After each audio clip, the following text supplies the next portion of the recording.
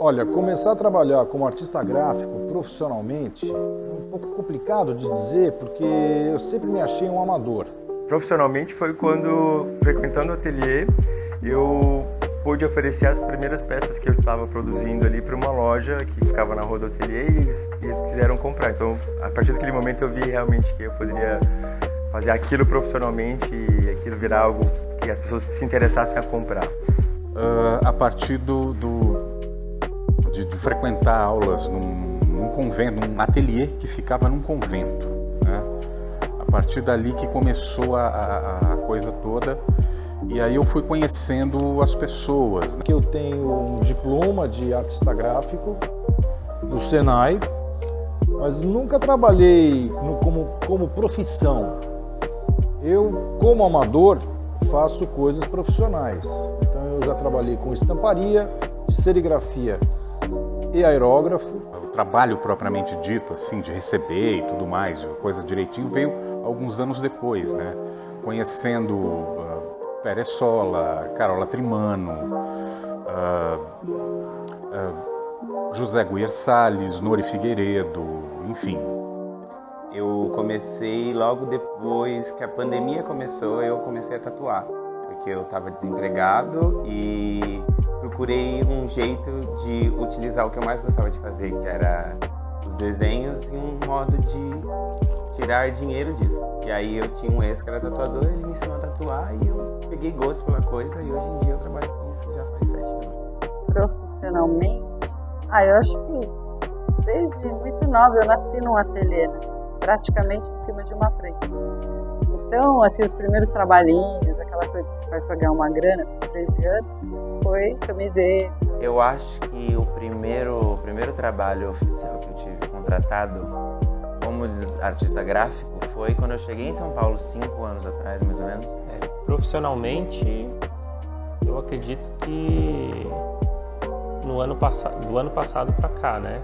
Que eu comecei a participar de feiras, exposições, né? Sim, o primeiro emprego que eu tive foi na prefeitura de Itapecerica da Serra para ensinar arte para os meninos que ficavam pedindo dinheiro na rua. Eles tinham um programa social que levava da lanche uma aula de alguma coisa. E aí eu dei aula de arte e de capoeira. E aí eu comecei, com 16 anos. Profissionalmente eu posso dizer que eu é a minha profissão, trabalhar com artes gráficas artisticamente. Eu faço estilogravura, faço outros tipos de gravura, com stencil ou não. Mas eu trabalho desde 1982, 84. Eu estava estudando design gráfico e uma marca de uma ex-aluna minha lá do CCSP, o Centro Cultural São Paulo, pediu para eu fazer uma logo para ela. A gente estava em casa conversando e eu tive uma ideia através de uma estampa que ela tinha feito numa camisa. E eu fiquei com aquilo na minha cabeça. Alguma hora da tarde eu tirei uma foto da camisa, fui lá pro computador e falei, eu fiz um negócio. E aí ela adorou e me contratou para fazer a identidade visual da marca dela. Profissionalmente eu comecei a ganhar dinheiro mesmo em 88 até 2020, mais ou menos, foi razoável. Depois o país mudou e a gente continuou trabalhando, mas ganhar dinheiro eu já não sei. Bom, acho que um dos marcos mais importantes da minha carreira foi quando eu fiz a minha primeira exposição dos meus quadros na galeria que fica no Bom Retiro. Cara, foram alguns marcos assim importantes na minha carreira. Eu acho que o mais que todo mundo fala, o Álvaro de Moya me disse, o Álvaro de Moya ele era editor na LPM, se não me engano, na Abril. E ele um dia me ligou e falou assim, Júlio, o Will Eisner está vindo para o Brasil, ele está aqui em São Paulo, e ele viu o spirit dele nas paredes, e ele queria te conhecer. Eu falei, puta, vou ser processado.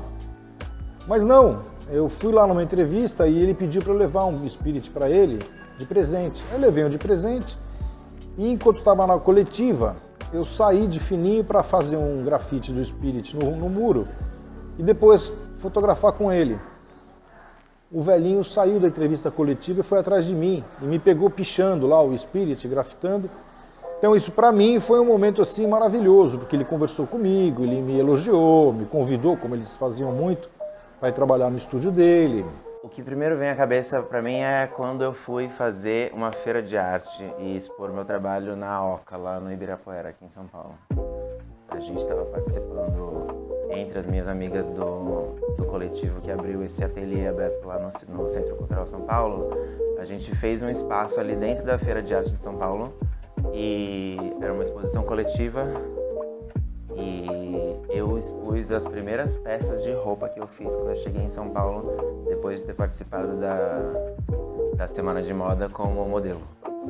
Teve o projeto Parede no MAN, que eu fiz parte, que é o Cadaver, que um artista ocupa e a parede que dá para aquela sala principal do MAN, e ele faz alguma coisa ali.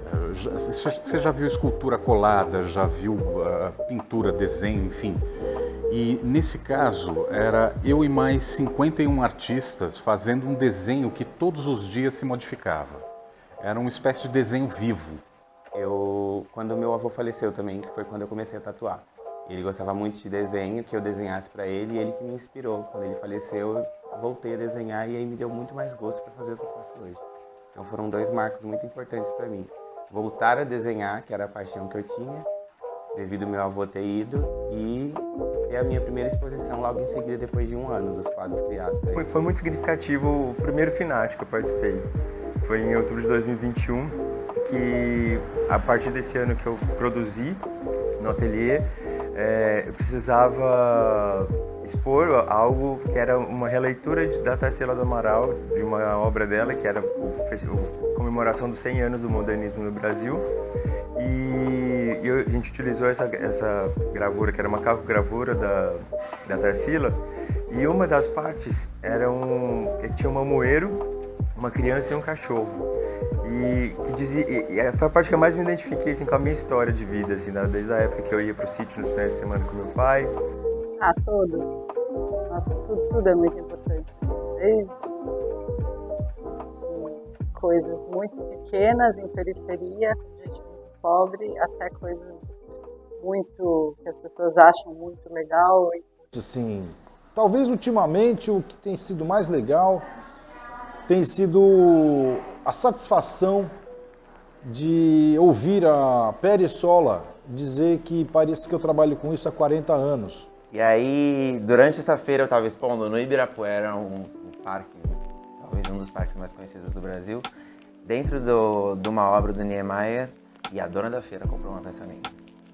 E um outro amigo meu comprou um blazer que eu tinha feito para casar com uma outra amiga minha. Isso foi muito legal. Então foi uma experiência muito maneira profissionalmente, que eu acho que me dá um nome muito legal. E também foi muito emotivo para mim. Porque... Em termos do que a sociedade acha legal, talvez um projeto que eu fiz em museu. Mas assim, para mim todos são muito legais. Esse projeto com o Seba, por exemplo, é muito legal. Pegar essa parte da minha história, que estava ali retratada naquela obra, e transferir para uma outra parte que era a roupa, né? Que, como minha mãe é costureira, a minha infância inteira foi dentro do ateliê, isso finais de semana no sítio. Então aí juntou as duas partes. E aí minha mãe fez a camisa, que era uma camisa que era uma cor rosa, que trazia um pouco da história da Tarsila, que é o rosa caipira, e a imagem gravada atrás, que complementava a apresentação.